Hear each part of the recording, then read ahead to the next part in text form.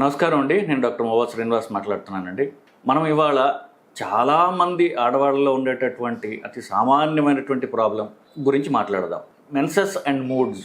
So ఆడవాళ్ళు చాలా moody అని, ఒకరోజు ఒక మూడ్ ఉంటుంది, రెండో రోజు పూర్తిగా నార్మల్గా ఉంటారు. ఇలా చాలా మనకి అనాదిగా ఎప్పటి నుంచో వస్తున్నటువంటి అందరూ చెప్తున్నటువంటి ఒక వాళ్ళ మీద ఉన్నటువంటి ఒక దుష్ప్రచారం. నిజానికి ఎందుకు దుష్ప్రచారం అంట, వాళ్ళలో మూడ్స్ ఉండొచ్చు గాక, కానీ గట్టిగా అరిచేది, కోపాలు తెచ్చుకునేది, వైలెన్స్ చూపించేది మగవాళ్ళే. సో ఈ ఆడవాళ్ళ ఎందుకు మూడీ అన్నారంటే, ఒక్కొక్కసారి ఒక్కొక్కలాగా ఉంటుంది, ఇంకొకసారి ఇంకొకలాగా ఉంటుంది. ఇన్ఫ్యాక్ట్ ఇది 16 కళలు అన్నారు. అమ్మవారికి 16 కళలు ఉంటాయట, అంటే 16 మూడ్స్ ఉంటాయని. సో ఆవిడకే అన్నారు. సో ఆడవాళ్ళకి మూడీగా ఉంటారు, ఒక్కొక్కసారి ఒక్కొక్కలాగా ఉంటారు. ఎందువల్ల ఉంటారు వాళ్ళని మనం ప్రెడిక్ట్ చేయలేము అనేటటువంటిది అనాదిగా వస్తున్నటువంటి ఒక నానుడి. దానికి కారణం ఏమిటి అని చెప్పేసి మనం చూసినట్లయితే ప్యూర్గా అది హార్మోనల్ అని తేలింది. సో ఆడవాళ్ళల్లో బేసికలీ వాళ్ళ బహిస్తూ ఉన్నప్పుడు వచ్చేటటువంటి హార్మోనల్ చేంజెస్ వల్ల వాళ్ళ మూడ్ అనేది అది ఎఫెక్ట్ అవుతూ ఉంటుంది. ఇది మనకి సైంటిఫిక్గా తెలిసినటువంటి నిజం. ఇది ఎక్కువగా తీవ్రంగా ఎప్పుడు ఉంటుందంటే, వాళ్ళకి పీరియడ్ స్టార్ట్ అవ్వటానికి ముందు కొన్ని రోజులు, 3-4 రోజుల నుంచి కొంతమందికి 2 వారాల దాకా కూడా ఉంటుంది. 2 వారాల దాకా ఉండటం అది కొంచెం అంత కామన్గా చూడడం అయినప్పటికీ కూడా కనీసం 3-4 రోజులు 90% ఆడవాళ్ళలో. ఈ స్టడీ సర్ప్రైజింగ్లీ, మామూలుగా మనం ఏమన్నా ఒక స్టడీ అని చూసాం అనుకోండి, నేను దీని గురించి చదివినప్పుడు నాకు అర్థమైంది. సో సైకాట్రీ డిపార్ట్మెంట్ వాళ్ళు స్టడీ భారతదేశంలో చేశారు నిజానికి. సో ఎంత అద్భుతమైనటువంటి స్టడీ చేశారు బేసిక్. సో మామూలు నార్మల్ ఆడవాళ్ళల్లో 90% మందికి పీరియడ్ స్టార్ట్ అవ్వటానికి ముందు ఈ మూడు ఫ్లక్చువేషన్స్ ఉండటం అనేది గమనించారు వాళ్ళు. 90% మందికి. దీన్ని ప్రీ మెన్స్ట్రువల్ సిండ్రోమ్ అంటారు, PMS అంటారు. ఇది ప్యూర్గా ఇప్పుడు వాళ్ళకి పీరియడ్ స్టార్ట్ అవ్వడానికి ముందు వచ్చేటటువంటి హార్మోనల్ చేంజెస్ వల్ల వాళ్ళ మానసిక స్థితి ఎఫెక్ట్ అవుతూ ఉండడం అనేది కామన్గా చూసాం. సో ఇవి ఎలా ఉంటాయి, శారీరకంగా పీరియడ్ స్టార్ట్ అవబోతుంది అనుకోండి, శారీరకమైనటువంటి మార్పులు రావడం సహజం. కానీ వాళ్ళు ముఖ్యంగా వాళ్ళ ఎమోషనల్గా ఉండటం, మూడీగా ఉండటం అనేది దీనిలో ప్రధాన అంశం బేసికలీ.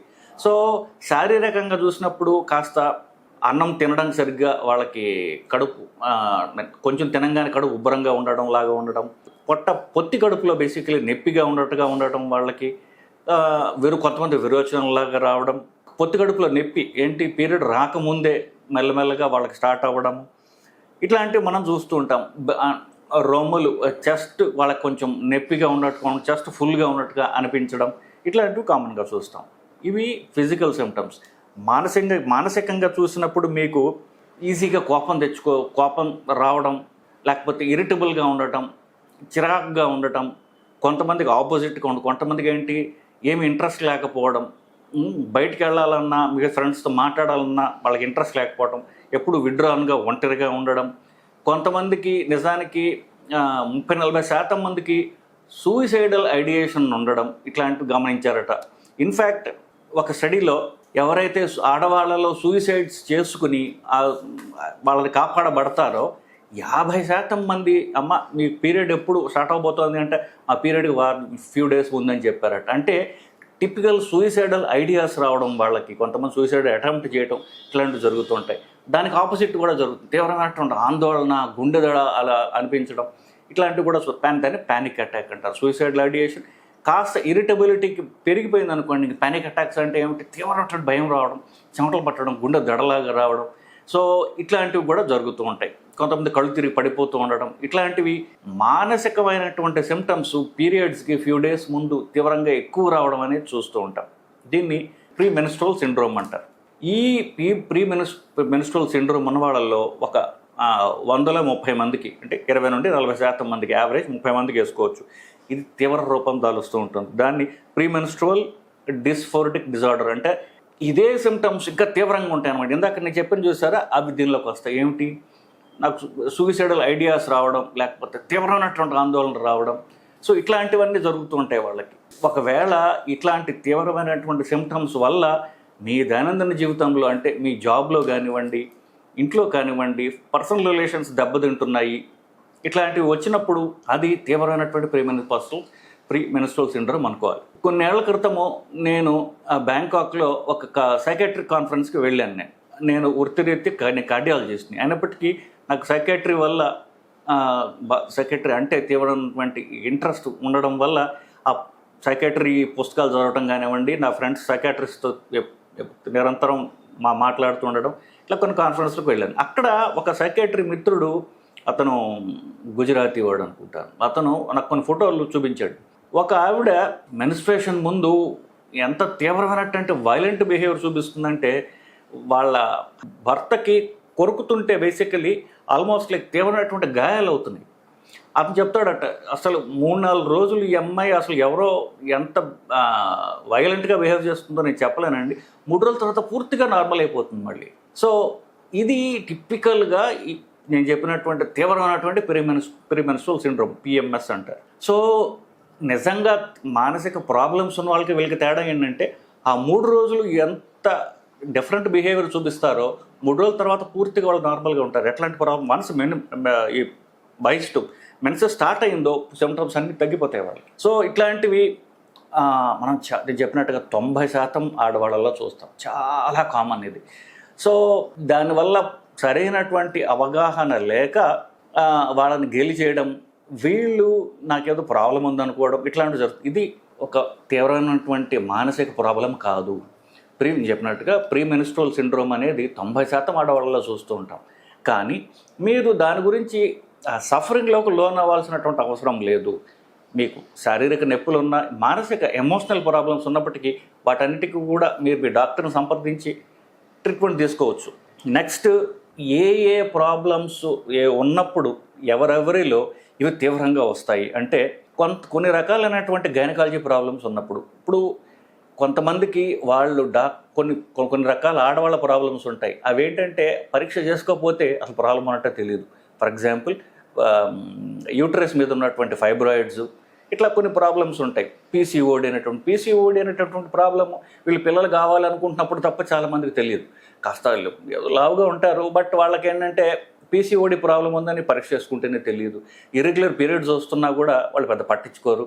సో కొన్ని రకాలైనటువంటి ఆల్రెడీ వాళ్ళకి మానసిక ఒత్తిడిలో ఉన్న, ఫ్యామిలీలో కానివ్వండి, పనిలో కానివ్వండి, ఎలాగైనా స్ట్రెస్ అంటాం కదా, సో ఈ స్ట్రెస్లో ఉన్న, లేకపోతే కొన్ని రకాలైనటువంటి ఆడవాళ్ళ యూట్రస్ ప్రాబ్లమ్స్ ఉన్నా, అని చెప్పినట్టుగా ఫైబ్రాయిడ్స్, పీసీఓడి, ఎండోమెట్రియోసిస్ అనేటటువంటి ఒక ప్రాబ్లం ఉంది. సో ఇతరత్ర ఏ కారణాల వల్ల వాళ్ళకి 2-3 సార్లు సిజేరియన్లు అయ్యి, అట్లా ఆపరేషన్లు అయ్యి పేగులన్నీ కూడా అతుక్కుపోయి ఉంటాయి దాన్ని. ఇట్లాంటి ప్రాబ్లమ్స్ ఉన్న వాళ్ళల్లో ఈ ప్రీ మెన్స్ట్రువల్ సిండ్రోమ్ అనేది ఇంకా తీవ్రంగా ఉంటుంది. సో వీళ్ళు ఫస్ట్ ఈ ప్రాబ్లం చాలా కామన్ అని మీరు తెలుసుకోవాలి. ఇంత ప్రాబ్లం మీకు ఉన్నప్పుడు ఎస్పెషల్లీ తీవ్రమైనటువంటి ఆందోళన, ప్యానిక్ అటాక్స్ లాగా రావడం, సూసైడల్ ఐడియేషన్ అలాంటివి మీకు ఉన్నప్పుడు డాక్టర్ సంప్రదించడం అనేది చాలా చాలా అవసరం అండి. వీటన్నిటికీ కూడా చిన్న చిన్న ట్రీట్మెంట్స్తోనే పూర్తిగా నార్మల్ అయ్యే అవకాశం ఉన్నది. ఇంకా ఆల్మోస్ట్ లైక్ సూసైడల్ ఐడియేషన్ అంటే ఏంటంటే సూసైడ్ చేసుకుందాం అన్నటువంటి మూడు స్టేజెస్లో ఉంటుంది అది. అలాంటి ఆలోచనలు రావడం, రెండోది దానికి కొన్ని ప్రిపరేషన్స్ లాగా చేసుకోవటం, మూడో స్టేజెస్ దానికి అటెంప్ట్ చేయడం. కనీసం ఎప్పుడైతే ఐడియాస్ రావడం వస్తున్నాయో దాన్ని మీరు పక్కకి నెట్టేస్తే పోతున్నాయంటే పర్వాలేదు, కానీ మాటికి అలాంటి ఐడియాసే వస్తున్నాయంటే అది నార్మల్ కాదు. మీరు డాక్టర్ని ఆ స్టేజ్లో సంప్రదించాలి. సో ఈ స్టేజ్లో సంప్రదిస్తే మీకు తీవ్రమైనటువంటి మీరు గాయము హాని చేసుకోకముందే మీరు దాన్ని ఆపగలిగేటటువంటి స్థితిలో డాక్టర్ మీకు హెల్ప్ చేయగలడు. సో ఇట్లాంటి ప్రాబ్లమ్స్ ఉన్నప్పుడు మీరు డాక్టర్ సంప్రదించడం చాలా చాలా చాలా అవసరం అండి. ఆ స్టేజ్లోనే మీ బాధ మీరు తగ్గించేటటువంటి ప్రయత్నం మీ డాక్టర్ చేస్తాడు. చిన్న మందులు, ట్యాబ్లెట్లు వేసుకున్నట్టు తగ్గిపోతుంది. ఇంకా మందులతో మనకి తగ్గకపోతే నేను చెప్తున్నాను, ఇన్ఫ్యాక్ట్ అమెరికాలో దీని గురించే ఎక్కడ హయ్యెస్ట్ ఈ రీసెర్చ్లో హయ్యెస్ట్ ఎక్లియన్స్లో ఉన్నటువంటి డాక్టర్లు బేసికలీ వాళ్ళలో ఈ స్టడీ చేయగా వాళ్ళకి తీవ్రమైనటువంటి ప్రాబ్లమ్స్ వస్తున్నాయి, వాళ్ళు హాని చేసుకుంటున్నారు, వాళ్ళ వల్ల ఫ్యామిలీ మెంబర్స్కి తీవ్రమైన ప్రాబ్లమ్స్ కలుగుతున్నప్పుడు కొంతమందిలో ఈ ఓవరీస్ తీసివేసేటటువంటి సర్జరీలు కూడా జరిగాయి. నేను చెప్పొచ్చేదల్లా ఒకటే, మనం ఇవన్నీ కూడా తీవ్రమైనటువంటి ట్రీట్మెంట్స్ అవసరం లేకుండా ఎర్లీగా ప్రాబ్లం ఈ మందులు కానివ్వండి, సర్జరీ ఒకవేళ అవసరం ఉంటే చేసుకున్నట్లయితే పూర్తిగా మీ సైకలాజికల్ సఫరింగ్ నుంచి మీరు బయటపడతారు. సో ఇది ప్రతి నెల మీరు సఫర్ అయ్యకంటే ఇలా డాక్టర్ సంప్రదించడం అనేది అవసరము అనేటటువంటి ఉద్దేశంతో ఈ వీడియో చేస్తున్నానండి. లాస్ట్గా ఒక్క మాట చెప్తాను. ఎవరికైతే ఇది మనం సైకలాజికల్ ఎమోషనల్ గురించి మాట్లాడాం, పొత్తి గడుపులో నొప్పి ఉండడం ఇది చాలా సహజంగా చూస్తుంటాం ఒక 2-3 రోజులు. ఇలాంటి వాళ్ళకి సింపుల్గా మీరు మొదట ఇంట్లో డోలో అనేటటువంటి ట్యాబ్లెట్, అది ఎక్కడైనా మీకు దొరుకుతుంది బేసిక్లీ, అలాంటి ట్యాబ్లెట్ వేసుకొని ట్రై చేయండి.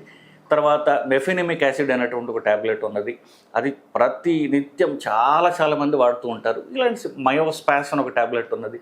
ఇలాంటి సింపుల్ చిట్కాలు కొనుక్కొని మీరు వాడుకోండి. నొప్పి తగ్గట్లేదు, మేము చాలా ఇరిటబుల్గా ఉంటున్నారు అనుకుంటే డాక్టర్ సంప్రదిస్తే మీకు సఫరింగ్ నుంచి మీరు బయటపడతారండి. సో అంటే మెన్సెస్ స్టార్ట్ అయ్యే ముందు వచ్చేటటువంటి ఎమోషనల్ డిస్టర్బెన్సెస్ గురించి మనం తెలుసుకున్నాం. సో దీంతో చాలా వరకు మీ డౌట్స్ క్లియర్ అయి ఉంటాయని చెప్పేసి నా నమ్మకం అండి. నమస్కారం.